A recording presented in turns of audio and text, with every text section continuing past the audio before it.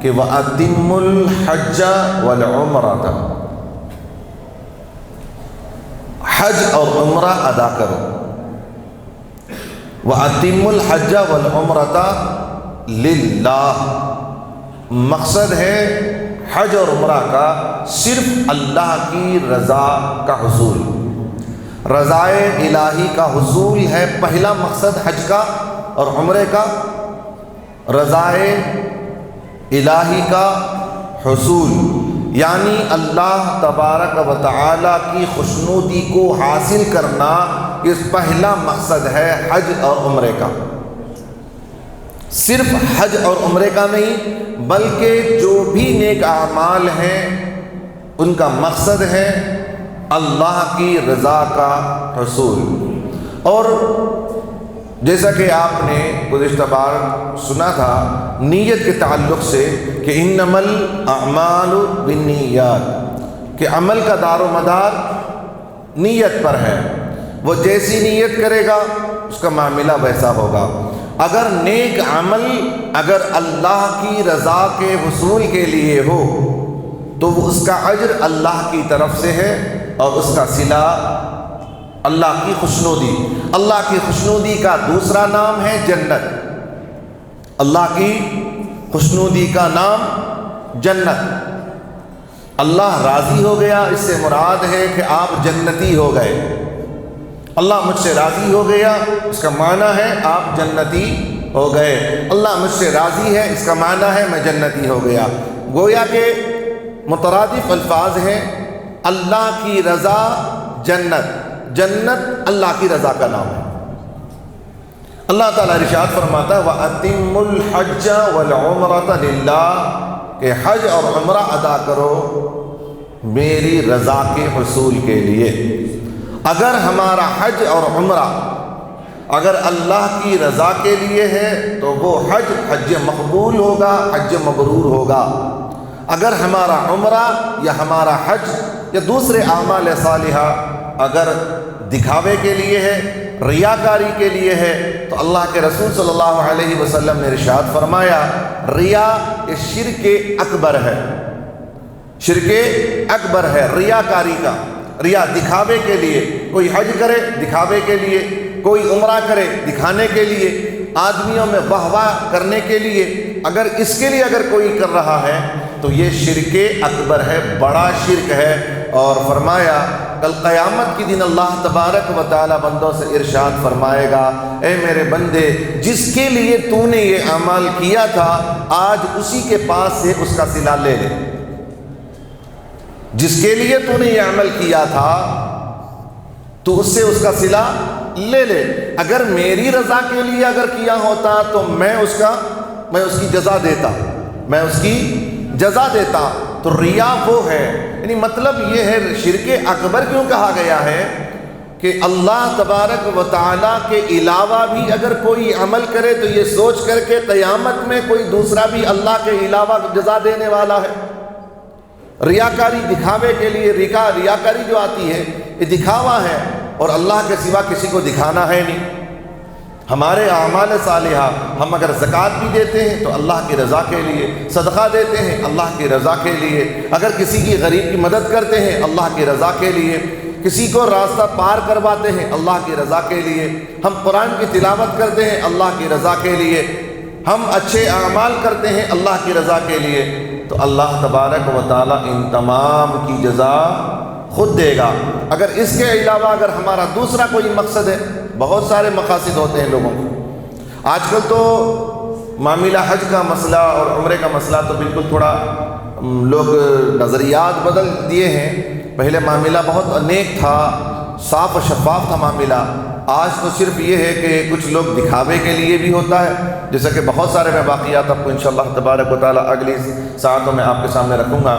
بہرحال میں نے قرآن مجید کی آیت کریمہ تلاوت کی ہے وَأَتِمُّ الْحَجَّ وَالْعُمْرَةَ لِلَّهِ، اللہ کی رضا کے لیے حج اور عمرہ کرنا ہے۔ اب کوئی ایسا آدمی ہے جو حج کی تمنا نہیں کرتا، کوئی آدمی ایسا ہے جس کے دل میں یہ تمنا نہیں کہ میں خانہ کعبہ کی زیارت کروں یا روضہ رسول اللہ صلی اللہ علیہ وسلم کی زیارت نہ کروں، کوئی ایسا مسلمان ہوگا؟ مسلمان نہیں ہو سکتا۔ ایسا مسلمان تو شاید کہ کوئی ملے کہ جس کے دل میں تمنا نہ ہو۔ تو ہم شروع کرتے ہیں، جو ہمارا معمول ہے کہ ہماری نیت سے سب سے پہلا مقصد ہے حج کا اللہ کی رضا کا حصول ہے۔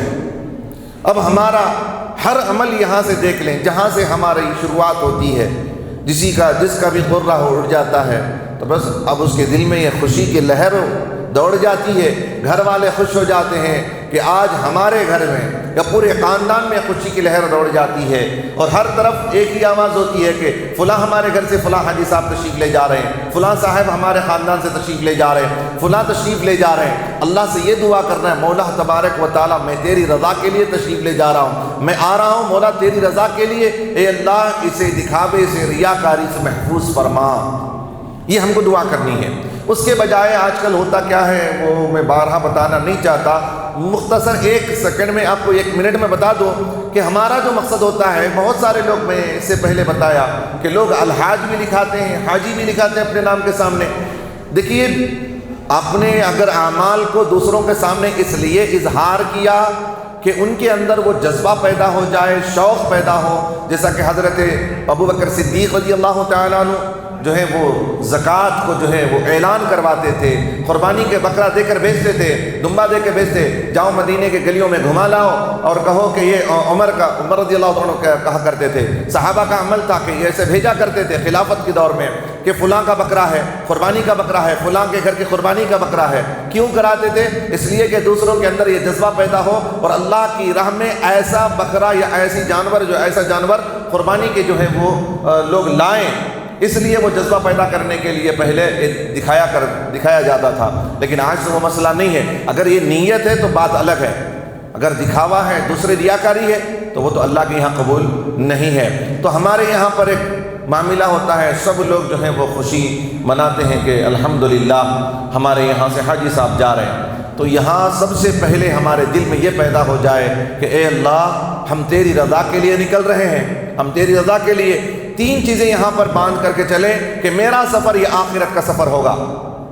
میرا سفر، جو حجاج کرام جا رہے ہیں اس سال یا جانے والے ہیں، وہ غور سے تادم حیات، یعنی مطلب ہمارے حیات جب تک ہے اس کے درمیان جب بھی ہم جائیں گے، یہ ارادہ رکھیں کہ ہمارا یہ حج خود بتا رہا ہے، حج خود بتا رہا ہے کہ ہمارا یہ سفر آخرت کے سفر کی طرح ہے۔ آخرت کا سفر یعنی دنیا سے جانے کا سفر ہے۔ گویا کہ ہم جب جا رہے ہیں، سفر کے لیے جا رہے ہیں، حج کے لیے جا رہے ہیں، تو ہم اپنے گھر بار کو چھوڑ رہے ہیں، بیوی بچوں کو چھوڑ رہے ہیں، کاروبار کو چھوڑ رہے ہیں، اپنے سب کچھ جائیداد کو، ہر ایک رشتہ دار کو چھوڑ کر کے ہم اس جگہ سے جو ہے سفر کر رہے ہیں۔ اور یہی حال ہوتا ہے جب آدمی آخرت کی طرف سفر کرتا ہے، سب کچھ چھوڑ دیتا ہے، اپنے مال کو چھوڑ دیتا ہے، اپنے جائیداد کو چھوڑ دیتا ہے، اپنے گھر بار کو چھوڑ دیتا ہے، اپنی ماں باپ، اپنے بیوی بچے سب کو چھوڑ کر کے، تمام رشتے کو چھوڑ کر کے وہ آخرت کی طرف سفر کرتا چلا جاتا ہے۔ ایسے ہی جب یہ سفر کا ارادہ کرے تو مولا سے یہ کہے، مولا میری ایسی نیت کرا دے، ایسے حال مجھ پہ طاری کر دے جیسے کہ میں آخرت کی طرف سفر کر رہا ہوں، میرا سفر آخرت کے سفر کی طرح ہو جائے۔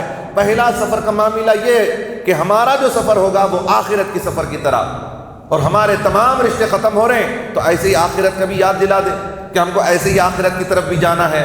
اور دوسرا معاملہ ہے، دیکھیے یہ آخرت کے سفر کی طرح ہوا کہ ہم سب کو چھوڑ رہے ہیں، رشتہ دار کو سب کو چھوڑ رہے ہیں۔ اب دوسرا، جب احرام باندھا جاتا ہے، یہ سفر ایسا پاک و شفاف سفر ہے، الحمدللہ یہ ایسی سلامتی والا سفر ہے۔ اللہ نے فرمایا جو خانہ کعبہ میں حرم میں داخل ہو جائے اسے امن و امان دیا جاتا ہے، اتنا پاک سفر ہے یہ، اور ایسے امن و امان والا سفر ہے۔ آگے دیکھیے ہمارا جو سفر کا دوسرا مرحلہ ہوتا ہے، ایک ہے کہ ہم اس سفر کو جب رخت سفر باندھتے ہیں، ہمارے جب سامان کو جب ہم باندھتے ہیں تو ہمارا یہ تہیہ ہونا چاہیے، ہمارے ارادے ہونی چاہیے، ہمارے نیت ہونی چاہیے کہ جیسے ہم اپنے ساز و سامان کو، سفر کے سامان کو باندھ رہے ہیں، ہم کو آخرت کا بھی سامان جو ہے وہ باندھنا ہے۔ ہمیں نیکیاں اور کچھ آنے والی نہیں ہے وہاں پر، سوائے کوئی رشتہ دار آنے والا نہیں، کوئی ہماری پراپرٹی آخرت میں آنے والی نہیں ہے، صرف وہ چیز آئیں گی جو ہم نیک اعمال کریں گے، جو اللہ کی رضا کے حصول کے لیے کریں گے، وہی چیز ہمیں آخرت میں کام آئے گی۔ جب ہم رخت سفر باندھیں گے، ہم اپنا ساز و سامان باندھیں گے، یہی خیال ہونا ہے کہ ہم کو آخرت کا بھی سامان، آخرت کا بھی توشہ میں تیار کرنا ہے، وہاں کے توشے تیار کرتے ہیں، وہاں کے لیے جا کر کے کیا کھانا ہے، وہاں پینا کیا ہے۔ اب جیسے حجاج کرام جب سفر کرتے ہیں، جب حج کمیٹی سے سفر کرتے ہیں تو ان کو چاول بھی لے جانا پڑتا ہے، یہ سامان وہ سامان، سب سامان جو ہے لے کے جانا پڑتا ہے۔ تو جب وہ یہ ساز و سامان لیتے ہیں تو خیال آنا چاہیے نا کہ ہم کو آخرت کا بھی توشہ تیار کرنا ہے۔ وہاں جا کر 40 دن کا سفر ہے، یہ 40 دن کا سفر ہے، یہ تو ہمیں آخرت کی طرف ہمیشہ ہمیشہ کے لیے دنیا کو چھوڑ کر کے جا رہے ہیں، اس کا بھی ہمیں خیال آنا ہے۔ دوسرا مرحلہ ہمارا ہوتا ہے کہ ہم جو ہے احرام باندھتے ہیں۔ ہم جب دوسرا مرحلہ احرام باندھتے ہیں، اب احرام میں کیا ہوتا ہے، 2 کپڑے ہوتے ہیں، 2 کپڑے اس میں ہوتے ہیں، ایک تابن باندھا جاتا ہے، ایک اوڑھا جاتا ہے، اور وہ بھی بغیر سلا ہوا۔ آپ پھر اس کی طرف آئیں، جب آدمی دنیا سے سفر کر جاتا ہے، اس کی سانسیں ٹوٹ جاتی ہیں، رشتے حیات جو ہے اس کا ختم ہو جاتا ہے، سب سے رشتے ختم ہو جاتے ہیں، تو دوسرا مرحلہ آتا ہے، اس کو جو ہے غسل دینے کے بعد کفن کا معاملہ آتا ہے۔ کفن میں کیا ہوتا ہے، وہی کپڑے ہوتے ہیں، اور وہ بھی سفید کپڑے ہوتے ہیں، اور وہ کپڑے بغیر سلے ہوئے ہوتے ہیں، اور احرام بھی بغیر سلا ہوا ہوتا ہے۔ ہمیں یاد کرنا ہے اس سفر کو، ایک ایک کپڑا بھی، ایک ایک عمل بھی ہمیں آخرت کی طرف لے جا رہی ہے، اور اللہ کی یاد اور اللہ کی قربت کا احساس دلا رہی ہے کہ ہم دنیا سے تو رخت سفر باندھ رہے ہیں، اور یہی ہو سکتا ہے کہ ہمارے آخرت کا بھی رخت سفر ہو جائے۔ یہی امید، یہی راستہ اختیار ہمیں کرنا چاہیے۔ جب احرام باندھتا ہے، احرام باندھتے وقت اب اللہ کی طرف یہی رجوع ہوتا ہے، اے اللہ ہم تیری طرف رجوع ہو رہے ہیں۔ اب اللہ کے سوا کس کی طرف رجوع ہونا ہے؟ احرام باندھنے والا کہتا ہے لبیک اللہم لبیک، لبیک لا شریک لک لبیک، ان الحمد والنعمت لک والملک لا شریک لک۔ اللہ سے کہہ رہا ہے اے اللہ میں حاضر ہوں۔ احرام باندھ رہا ہے، یہاں کفن باندھا جا رہا ہے، میت کو کفن باندھا جا رہا ہے، یہاں خود جو ہے اپنے ہاتھوں سے کفن جو ہے باندھ رہا ہے، یہاں احرام باندھ رہا ہے، اور کہہ رہا اللہ کی بارگاہ میں لبیک اللہم لبیک، اے اللہ میں حاضر ہوں، اے اللہ میں حاضر ہوں، لبیک اللہم لبیک، لبیک لا شریک لک لبیک، اے اللہ تیرے سوا کوئی شریک نہیں ہے، تیرا کوئی شریک نہیں ہے، لا شریک لک لبیک، اے اللہ تیرا کوئی شریک نہیں ہے، میں حاضر ہو رہا ہوں اے اللہ۔ یہاں پر سے یہ سفر ہو رہا ہے، ادھر سے وہ سفر کا بھی خیال ہونا چاہیے۔ یہ احرام باندھنے کے خیال، احرام باندھتے وقت وہ بھی خیال آنا ہے کہ ہم کو کفن بھی دیا جا رہا ہے، ہم کو کفن بھی دیا جا رہا ہے۔ ہم جیسے تیار ہو کر کے اللہ کی طرف سفر کریں گے، انا للہ و انا الیہ راجعون، آدمی جب سنتا ہے کہ فلاں کا انتقال ہو گیا ہے، کیا پڑھتا ہے؟ انا للہ و انا الیہ راجعون۔ کیا معنی اس کا؟ انا للہ وَإِنَّا إِلَيْهِ رَاجِعُونَ، ہم اللہ کے لیے ہیں، ہم اللہ کے لیے ہیں، اور اللہ کی طرف لوٹ کے چلے جائیں گے، لوٹ کے چلے جائیں گے۔ مرنے والے کو سنتے ہی یہی پڑھتے ہیں اِنَّا لِلَّهِ وَإِنَّا إِلَيْهِ رَاجِعُونَ، اللہ کی طرف لوٹ کے چلے جانا ہے، اللہ کی بارگاہ میں حاضری کی ہونی ہے۔ اب یہاں بھی یہی حال ہے، لبیک اللہم لبیک، لبیک لا شریک لک لبیک، ان الحمد والنعمت لک والملک لا شریک لک۔ یہ بھی کہہ رہا ہے بندہ کہ اللہ میں تیری طرف لوٹ کر کے آ رہا ہوں، میری اصل کی طرف لوٹ کر کے آ رہا ہوں، پاک پروردگار عالم۔ یہ رخت سفر ہم جب باندھیں تو ہمارے اندر یہ نیت ہونی چاہیے، اور ہر لمحہ ہمیں آخرت کی فکر حج کے درمیان ہونی چاہیے۔ اب یہاں سے آگے کو جب جاتے ہیں، اللہ اکبر، آگے کا تو ہمارا سفر انشاءاللہ تبارک و تعالیٰ ہوگا۔ ہم کو چاہیے کہ جب ہم کسی حاجی سے ملاقات کریں، جانے والے حاجی سے ملاقات کریں یا معتمر سے اگر ملاقات کریں تو یہی دعا کرنی چاہیے، یہی کہنا چاہیے آپ اللہ کے حضور حاضر ہو رہے ہیں، اللہ کے قربت، اللہ کے اس گھر کے قریب، اور وہ گھر جس کے بارے میں رسول کائنات صلی اللہ علیہ وسلم نے ارشاد فرمایا، خانہ کعبہ کو جو دیکھ رہا ہے اللہ کی 20 رحمتیں ان کے لیے نازل ہوتی ہیں جو صرف خانہ کعبہ کو دیکھتا ہے۔ اور رسول کائنات صلی اللہ علیہ وسلم نے ارشاد فرمایا جو خانہ کعبہ کو دیکھ کر دعا مانگتا ہے اللہ تبارک و تعالیٰ اس کی دعا کو قبول فرماتا ہے۔ یہ خیال رکھیں کہ اس بارگاہ کی طرف جا رہا ہے، یہ عظیم رفیق اعلیٰ کی طرف جا رہا ہے، تو اس کے لیے دعا کی درخواست کریں، اس سے درخواست کریں اے میرے بھائی جا رہے ہو تو یہ میرے لیے بھی دعا کر دینا، مجھے بھی اپنی دعاؤں میں یاد رکھ لینا۔ یہ کسی اور کی سنت نہیں ہے، میرے آقا صلی اللہ علیہ وسلم جب عمر فاروق رضی اللہ تعالیٰ عنہ حج کا سفر کر رہے تھے، حج کے لیے جا رہے تھے، اجازت طلب کی یا رسول اللہ صلی اللہ علیہ وسلم میں حج کے لیے روانہ ہو رہا ہوں، تو رسول کائنات صلی اللہ علیہ وسلم نے ارشاد فرمایا اے میرے بھائی عمر میرے لیے بھی دعا کر دینا اللہ کے حضور۔ یہ تعلیم امت کے لیے ہے۔ رسول کریم صلی اللہ علیہ وسلم کو کسی کی دعا کی ضرورت نہیں ہے، رسول کسی کے طفیلی نہیں ہے، کائنات رسول کا طفیل ہے۔ کائنات رسول کا طفیل ہے، حج اللہ کے رسول کا طفیل ہے، کعبہ اللہ کے رسول کا طفیل ہے، زمزم اللہ کے رسول کا طفیل ہے، انبیاء میرے آقا صلی اللہ علیہ وسلم کے طفیلی ہیں۔ تو رسول کائنات صلی اللہ علیہ وسلم کو کسی عمر اور ابو بکر کے دعا کی حاجت نہیں ہے۔ رسول یہ تعلیم دے رہے ہیں کہ جب بھی کوئی تمہارا بھائی حج کی طرف جائے، میرے رب کی رفیق اعلیٰ کی طرف جو ہے اگر کوئی سفر کرے، کہہ دینا کہ میرے لیے بھی دعا کریں۔ یہ سوچ کے کرنا ڈبل ثواب ہو جائے گا کہ میرے آقا نے یہ سنت بتائی ہے، میں بھی اس سے عرض کروں کہ میرے لیے بھی دعا کرنا۔ جب بھی دعا اکڑنا نہیں، کسی کو کہتے ہوئے شرمانا نہیں کہ تم حج کے لیے جا رہے ہو، تم حج کے لیے جا رہے ہو، میرے لیے دعا کر دینا۔ اب کبھی بعض حضرات ایسا ہوتا ہے کہ کچھ اپنا الگ پوزیشن ہوتا ہے، وہ سوچتا ہے کہ میں کیوں اس سے کہوں، میں اسے کیوں کہوں کہ یہ جا کر کے میرے لیے دعا کرے، میں تو اس سے اعلیٰ ہوں۔ جیسے شیطان نے سوچا تھا کہ انا خیر منہ ہوں، میں تو اس سے بہتر ہوں۔ کبھی نہ سوچنا میرے آقا سے بڑھ کر کائنات میں کوئی نہیں ہے۔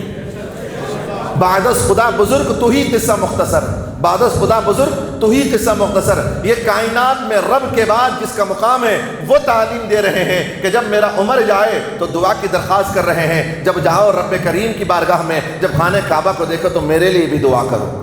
تو یہ ہمارے لیے ہمارے آقا صلی اللہ علیہ وسلم کی سنت ہے کہ ہم دعا کی درخواست کریں کہ جب خانہ کعبہ میں جائیں، جب آپ دعا مانگیں تو ہمیں بھی یاد رکھ لیں۔ اور ضروری ہے جو حجاج کرام جا رہے ہیں ان کے لیے بھی یہ لازم ہے، اور وہاں جانے کے بعد جو لوگوں نے دعاؤں کی درخواست کی ہے ان کو جو ہے یاد کریں، ان کے لیے بھی وہاں پر دعا کریں۔ یہاں سے رخت سفر ہمارا شروع ہوا، گھر سے ہمارا رخت سفر شروع ہوتا ہے الحمدللہ۔ اب ایک تصور باندھ لیجئے، اللہ کرے کہ ہمارا بھی جو ہے اللہ تبارک و تعالیٰ سفر حج اللہ تعالیٰ عطا فرما دے۔ اللہ تبارک و تعالیٰ کو بہانے کی تلاش ہے۔ اللہ تبارک و تعالیٰ کو قیمت کی تلاش نہیں ہے، قیمت بہانہ نہیں اللہ کی یہاں پر۔ اللہ تبارک و تعالیٰ یہ بہانہ تلاش کرتا ہے کہ کیسے بھی میرا بندہ کچھ عمل ایسا کرے جس سے میں اسی بہانے سے اسے وہاں پر پہنچا دوں۔ اچھا، رسول اللہ تبارک و تعالیٰ اپنے اس گھر کی زیارت کے لیے کیا انتظام فرمایا ہے؟ اچھا، یہ جو خانہ کعبہ کا معاملہ ہے، جو ہمارے دل جو کھینچے جا رہے ہیں، سب کا ایک ہر مومن کا دل کھینچا جاتا ہے۔ خانہ کعبہ کو جب دیکھتا ہے کاش تمنا ہوتی ہے کہ میں بھی جاؤں، اس گھر کو میں بھی دیکھوں، وہاں اطراف گھوموں، وہاں مقام ابراہیم بھی جاؤں، میں بھی زمزم کو دیکھوں، میں بھی جاؤں عرفات کے میدان میں بھی مینا میں جاؤں، میں بھی مزدلفہ میں جاؤں۔ سب کو یہ جو ہے کشش رہتی ہے، وہ اصل کیا ہے؟ ایمان ہونے کی وجہ سے وہ کشش ہوتی ہے۔ ایک ایمان والے کو وہ کشش ہوتی ہے۔ حرمین شریفین سے یہ محبت اللہ تبارک و تعالیٰ کی یہ عطا ہے۔ جسے حرمین شریفین کی محبت نہیں ہے وہ اللہ تبارک و تعالیٰ کی عطا سے محروم ہے، اللہ کی عطا سے محروم ہے۔ اب چلیں، ہم نے رخت سفر باندھ لیا ہے، اب ہم نے بھی طے کر لینا ہے الحمدللہ ہم بھی رخت سفر باندھ رہے ہیں، تصور میں جانے کے لیے کوئی ضروری نہیں ہے کہ ہم کو پورا جو ہے پاسپورٹ اور ویزا کی ضرورت ہے۔ تصور میں ہو جاتا، بغیر پاسپورٹ کے بغیر ویزے کے بھی جو ہے تصور میں آپ کعبۃ اللہ کی بھی زیارت کر سکتے ہیں، روضہ رسول اللہ کی بھی زیارت کر سکتے ہیں۔ اب یہ بس تصور میں کر لیجئے کہ ہم بھی تیار ہو رہے ہیں۔ لاسٹ ایئر الحمدللہ اللہ کے فضل و کرم سے، رسول کائنات صلی اللہ علیہ وسلم کے عطا سے، میرے پیر و مرشد کی دعاؤں سے اور آپ کی آمین پر الحمدللہ گزشتہ سال اس فقیر کو بھی جو ہے گزشتہ سال اس ٹائم پر، مطلب ہماری 4تھی فلائٹ تھی الحمدللہ لاسٹ ایئر جب ہم سب کا بھی یہی تو تھا مسئلہ کہ ہم بھی جو ہے رخت سفر باندھ رہے تھے، وہ سوٹ کیس لے رہے تھے، سامان جمع کر رہے تھے، احرام لے رہے تھے، بیلٹ لے رہے تھے، یہ سب جمع کر رہے تھے، تیاری ہو رہی تھی۔ اب بس آپ بھی یہ تیاری کی کوشش کیجئے، ذہن میں تصور کیجئے کہ ہم بھی تیار ہو رہے ہیں، حج بیت اللہ کے لیے ہم بھی سفر کریں گے انشاءاللہ۔ بس آپ تیار، بس نیت کیجئے، اچھی نیت کر لیجئے۔ اللہ تبارک و تعالیٰ کے یہاں کسی چیز کی جو ہے وہ کمی نہیں ہے۔ اللہ تبارک و تعالیٰ پتھر پھوڑنے والے کو اللہ تعالیٰ زیارت کرا دیتا ہے۔ اللہ تعالیٰ کوئی جو ہے اس کے معاملہ خدا وحدہ لا شریک کی یہاں پر آپ کے مالدار ہونا، آپ کے لیے یہ ہونا وہ ہونا اللہ کے لیے کوئی ضروری نہیں ہے۔ اللہ تبارک و تعالیٰ اگر چاہے اس کے گھر کی زیارت کرانا تو اللہ تبارک و تعالیٰ آن کی آن میں زیارت کروا دیتا ہے۔ یہ اللہ کی اپنی شان ہوتی ہے۔ بس طے کر لیں کہ ہم الحمدللہ اب رخت سفر باندھ رہے ہیں، ہم بھی نیتیں کر لیں الحمدللہ اس سال حج کے لیے روانہ ہو رہے ہیں۔ الحمدللہ ہم نے بھی رخت سفر باندھ لیا ہے، پھر ہم بھی ایئرپورٹ پہنچ گئے۔ وہاں جانے کے بعد ہمارا بالکل جو ہے معاملہ بالکل الگ ہے۔ اب ہر طرف دیکھا جا رہا ہے، ٹرمینل بالکل الگ کر دیا گیا ہے، حجاج کے لیے بالکل یہاں پر کوئی دوسرا نہیں ہے۔ الحمدللہ یہ جنہوں نے بھی ہمارے یہاں وزیر حج جو ہیں اللہ تبارک و تعالیٰ انہیں عمر دراز کرے، اللہ تعالیٰ مزید انہیں اسلام کے اور اسلام کے لیے مسلمانوں کے لیے خدمت کرنے کی اللہ انہیں مزید توفیق عطا فرمائے۔ جنہوں نے بھی حج کے لیے بالکل الگ وہاں پر ٹرمینل جو ہے وہ الگ قائم کر دیا تھا، ان کے لیے الگ جگہ سہولت فراہم کر دی کہ حجاج کے علاوہ یہاں دوسرے کوئی نہیں جائے گا۔ الحمدللہ وہاں جانے کے بعد بھی وہاں بھی ایک چھوٹی قیامت نظر آتی ہے ایئرپورٹ میں جانے کے بعد، وہاں بھی جانے کے بعد چھوٹی بالکل۔ اب وہاں تب آپ کو ملے گا انشاءاللہ تعالیٰ عرفات کے میدان میں، وہ تو بڑی قیامت ہوگی عرفات کے میدان میں، ایک تو بڑی قیامت ہے، بہت بڑی قیامت ہے، وہ تو اصل قیامت ہوگی۔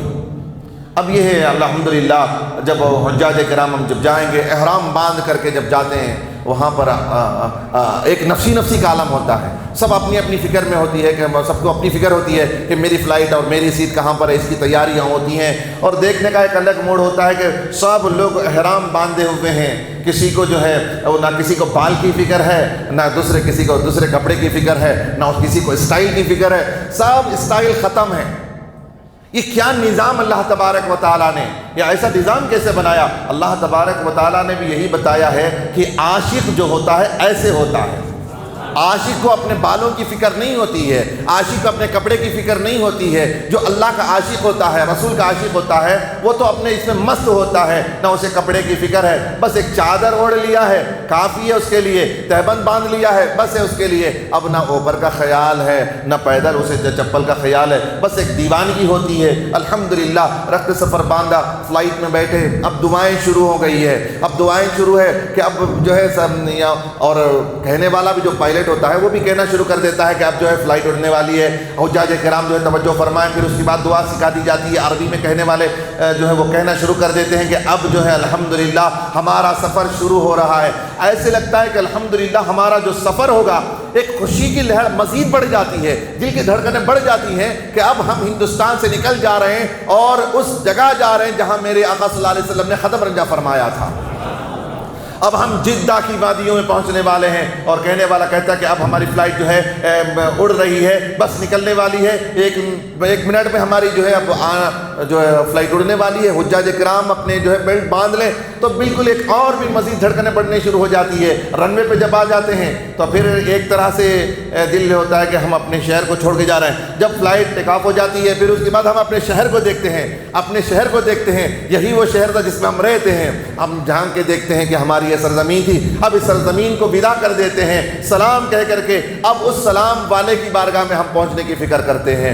اب یہاں سے سفر باندھ لیا ہے، ہر ایک جو ہے کتابیں کھول رہا ہے فلائٹ میں بس اللہ کو راضی کرنے کے لیے، ہر طرف دیکھو جدھر بھی دیکھو آپ فلائٹ میں ہر ایک کوشش کر رہا ہے کہ میں یہ دعا پڑھوں، میں یہ دعا پڑھوں، کوئی درود میں مصروف ہے، کوئی تلاوت میں مصروف، بس اللہ کی رضا کے لیے، اللہ راضی ہو جائے میں ایسا کروں۔ پوچھتے رہتے ہیں وہاں پر جو جانکاری رکھنے والے ہیں ان سے پوچھتے رہے کیا کریں، اب یہاں جانے کے بعد کیا کریں، جدہ میں اترنے کے بعد کیا کریں، بس یہی فکر ہے، بس خانہ کعبہ کو جا کر دیکھنا ان کی ایک ضد رہتی ہے، کوئی اور کام نہیں رہتا ہے۔ اللہ کرے کہ ہمیں بھی ایسی کشش اللہ عطا فرما دے۔ جب ہم الحمدللہ وہاں پہنچ جاتے ہیں، وہاں پہنچ جاتے دعائیں پڑھتے ہیں، اب آپ کو بتاؤں وہاں یہ سلامتی والا سفر ہے۔ اب یہاں جب ہم سفر کرتے ہیں تو آپ اپنے دل میں ارادہ رکھیں کہ ہم کسی کے مہمان نہیں ہیں، ہم کسی کے مہمان نہیں ہیں، اب ہم مہمان بنے اللہ کے، ہم اللہ کے مہمان بن گئے۔ کتنی خوش نصیبی کی بات ہے کہ ہم کسی اور کے مہمان نہیں، کسی وزیر کے مہمان نہیں، کسی بادشاہ کے مہمان نہیں، اب بادشاہ کے اس بادشاہ کے مہمان ہیں جو ساری کائنات کا بادشاہ ہے، احکم الحاکمین کے ہم مہمان بن گئے، اب وہ میزبان ہے، اللہ میزبان ہے۔ یہاں سے جب سفر باندھتے ہیں اللہ تبارک و تعالیٰ اور اس کے رسول کریم صلی اللہ علیہ وسلم کے زبانی سے کہلواتا ہے حبیب جب یہ رخت سفر باندھتے ہیں میرے حبیب کہہ دینا جب یہ اپنا ختم گھر کے باہر نکال رہے اس وقت سے میرے یہ ذمہ ہو جاتے ہیں۔ اب اللہ کے ذمہ ان کی حفاظت ہوتی ہے، اب اللہ کے ذمہ یہ سلامتی والا سفر ہے۔ یہ ایک طرح کی اور خوشی ہو جاتی ہے کہ ہم مہمان ہیں اللہ کے، ہم مہمان ہیں۔ کوئی دوسرے ملک کا کوئی بادشاہ ہمیں انوائٹ کرے، ہم جا رہے ہیں دوسرے ملک میں، کسی نے ہم کو انوائٹ کیا ہے کہ آپ کو شاہی مہمان بن کر کے آ رہے ہیں، تو کتنی خوشی ہوتی ہے کہ ہم شاہی مہمان بن رہے ہیں۔ ارے اس کے مہمان ایک طرف ہے، اب خالق کائنات کے مہمان بن کر کے جا رہے ہیں۔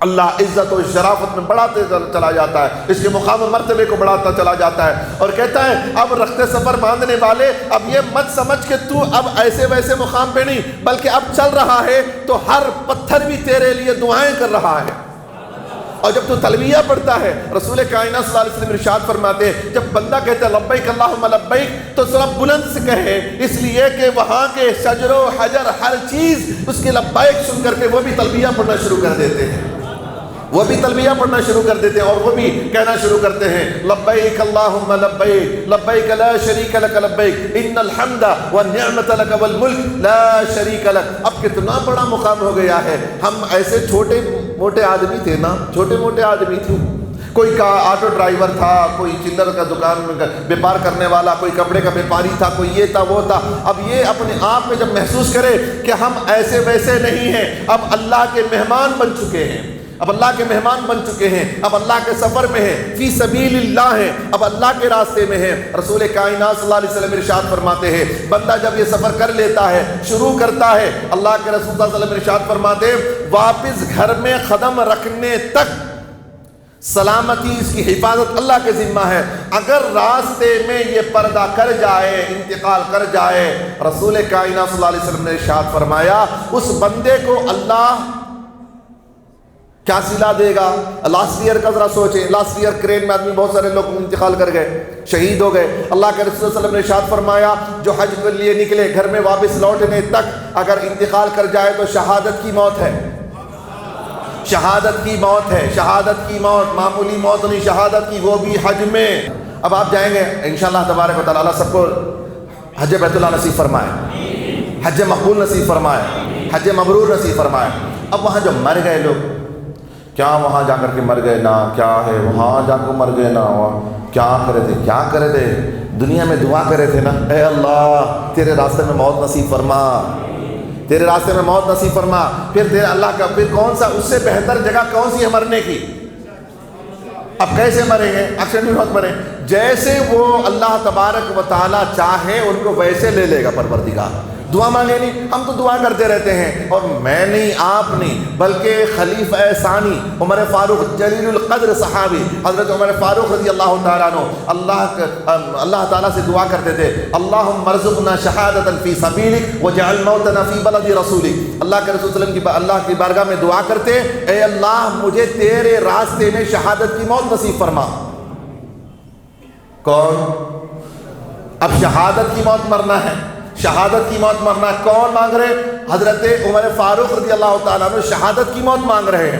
اب وہاں پر مرنے والوں نے جو یہاں پر دعا کی ہے وہ تو کہاں مریں گے، وہیں تو مریں گے۔ ہم نے بیت اللہ میں مرنے کی دعا کی تھی، اللہ تعالیٰ نے موت دے دی ہے وہاں پر۔ ہم نے مکہ میں مرنے کی دعا کی تھی، وہ رمی میں مر گئے، وہاں پر مینا میں مر جاتے ہیں، اور وہاں جا کے دیکھیں کہ ہر نماز میں دو تین جاتے رہتے ہیں، 2-3 سفر کرتے رہتے ہیں۔ یہ سفر دوسرا سفر بھی ہو جاتا وہاں جانے کے بعد۔ اللہ تبارک و تعالی ہم بھی یہی دعا کرے اللہم ارزقنا شہادتا فی سبیلک وجعل موتنا فی بلد رسولک، آمین بولیں۔